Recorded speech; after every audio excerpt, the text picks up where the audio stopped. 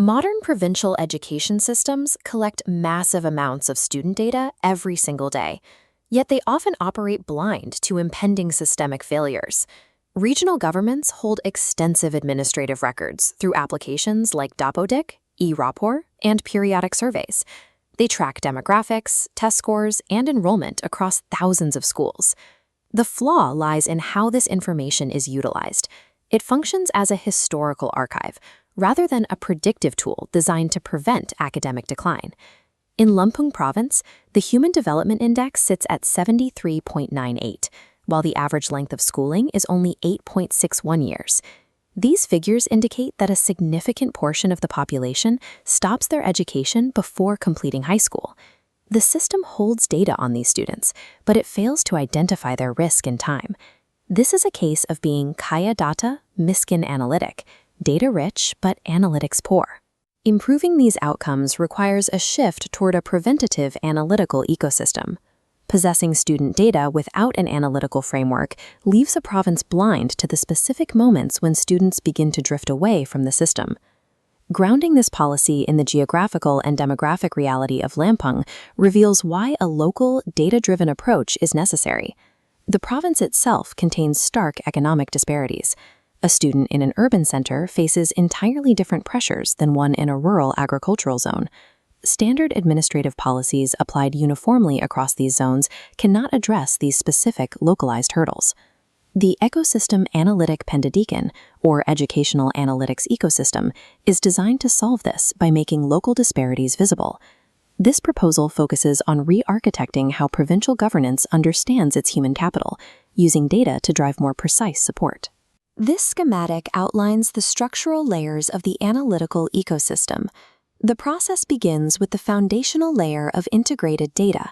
This layer connects previously isolated information, Dapodic's socioeconomic profiles, learning management system records, and accreditation surveys, into a unified data lake. Advanced analytics require this integration to function. An algorithm can only identify behavioral patterns if it can access and compare different variables simultaneously. Without this foundation, educators cannot see the link between a student's academic struggles and their specific economic or environmental realities. People often assume a failing test score is the first sign a student will drop out. In reality, an academic failure is simply the final visible symptom of unseen friction that has been compounding for months. The first pillar, the profiling and early warning system, is designed to catch friction early. Leading indicators of student attrition frequently stem from socioeconomic and behavioral shifts. By mapping psychometric data, family background, and economic vulnerability, it creates a multi-dimensional profile of every learner. This feeds an early warning system that flags students facing high environmental pressure well before those challenges lead to failing grades. Schools receive proactive alerts, enabling targeted intervention while the student is still actively engaged, rather than waiting for the semester's end.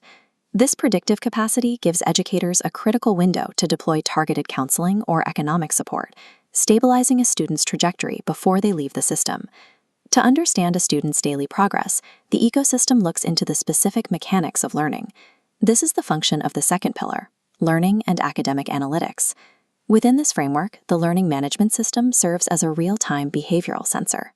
It tracks usually invisible metrics, such as login consistency, time spent on tasks, and patterns of engagement with digital material. This data reveals learning loss as it happens.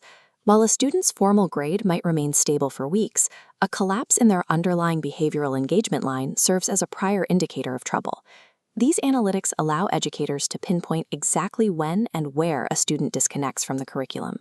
Prioritizing continuous process data reveals the specific why behind academic decline, allowing for precise micro-interventions that keep students on track. Beyond individual students, the system must evaluate the institutions. Traditional accreditation relies on periodic, static audits that struggle to reflect the dynamic reality of daily education. The third pillar, quality and decision support, addresses this through automated monitoring. This layer establishes continuous quality intelligence, a persistent, data-driven feedback loop for every school. Real-time learning data and early warning triggers from the previous pillars are aggregated to form broader institutional metrics. This creates a living rapport mutu, or quality report card, allowing the provincial government to monitor school performance dynamically throughout the year. Systemic quality assurance requires a continuous data-driven heartbeat to accurately reflect the educational environment. Elevated to the provincial level, these data points provide a macro-level overview of the educational landscape. The integrated data feeds a centralized decision support system, allowing policymakers to visualize risk zones, quality disparities, and socioeconomic vulnerabilities across districts in real time. Resource allocation becomes more efficient when driven by predictive mapping. The government can surgically direct support where data shows systemic failure is most likely to occur. Effective policy and resource allocation rely on the fidelity of the micro-level analytics feeding this central system. Ultimately, the success of the educational pipeline directly impacts the region's human development and the long-term readiness of its workforce. This conceptual flow shows the transition of students from the classroom into the regional economy.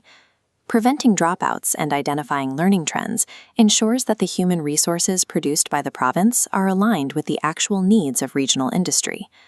While technology provides the necessary infrastructure, the primary innovation lies in adopting an evidence-based policy mindset. Provincial governance utilizes this analytical capacity to predict, adapt, and intervene precisely where the next generation requires support to succeed.